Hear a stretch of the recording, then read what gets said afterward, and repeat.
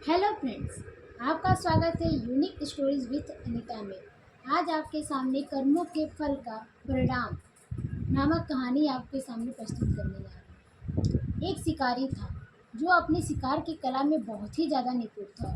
वो अनजात से भी शिकार कर लिया करता था, बिना जानवरों को देखे ही उसको बस केवल एक आहट मिलती और उतना निपुण था कि वो शिकार कर लेता था। अंधेरे में तीर छोड़ के भी उसके शिकार निशाने पे लगता था उसका तीर। तो वो इतना निपुण था, तो वो सोचता था कि जो मेरा बेटा है वो भी शिकार करना सीखे। वो अपने बेटे को भी लेके जाता था शिकार पे, ताकि उसको भी वो अपनी शिकार करने की कला को सिखा सके।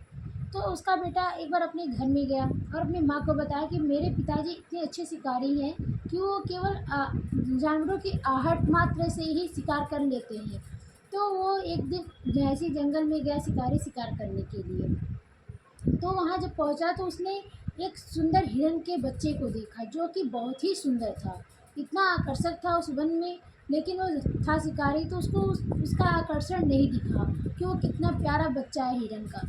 और उसने अंदाज से ही तीर छोड़ दिया और उस हिरन के बच्चे को जाके लग गया और उसके रोने की आवाज़ आने लगी। कुछ देर बाद उस छोटे से हिरन के बच्चे की माँ आ गई और वो अपने बच्चे के घाव को देख के उसको चाटने लगी। तो इतने में इसको आहट आई कि एक और जानवर आ गया है। तो उसने शिकारी ने दूसरा तीर छोड़ा और उसके बच्चे की माँ को जाके लग गया और वो हिरनी भी वहीं मर गई। कुछ देर बाद उसको तीसरी आहट सुनाई दी।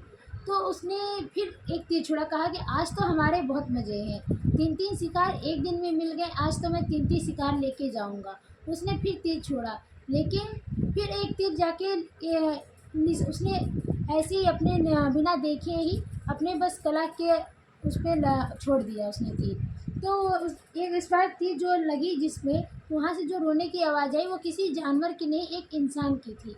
वो झाड़ियों में जाकर देखा तो वहाँ पे उसका बेटा मरा पड़ा था। वो तीर जो है उसके छोटे बेटे, उसका जो छोटा बेटा था वो उसको शिकारी को ढूंढते ढूंढते जंगल में आ गया था और वो तीर जाके उसके छोटे बेटे को लग गई थी और वो बेटा उसके सामने आंखों के सामने मरा पड़ा था। तभी उसे एक आवाज़ सुनाई दी, क्या हुआ, दुख हुआ ना, जब कोई अपना जाता है तो ऐसे ही दुख होता है। तो वो जब देखा तो उसके पास कोई रास्ता ही नहीं था कि अब क्या करे। उसको वही होता है कि जो जैसा करता है उसका परिणाम उसको उसी समय मिलता है, इसी जन्म में ही झेलना पड़ता है।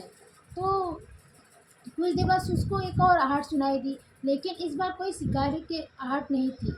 इस बार एक शेर आ गया था उसके जंगल में और उसके पीछे, और उसने उसको भी, शिकारी को भी मार डाला। तो यही कहा गया है कि हमें अपने कर्म को अच्छे और सही रखने चाहिए, क्योंकि हमारे कर्मों के जो परिणाम है हमें इसी जन्म में मिलेंगे और यही मिलेंगे। तो हमें अपने कर्मों को कभी खराब नहीं करना चाहिए, जैसे भी हो बहुत अच्छे कर्म रखने चाहिए, क्योंकि कर्मों का परिणाम यही मिलता है। तो ऐसे ही कहा जाता है, जो जैसा करता है वैसा ही पाया जाता है। तो दोस्तों, अगर हमारी कहानी आपको अच्छी लगी हो तो चैनल को लाइक एंड सब्सक्राइब करें। धन्यवाद।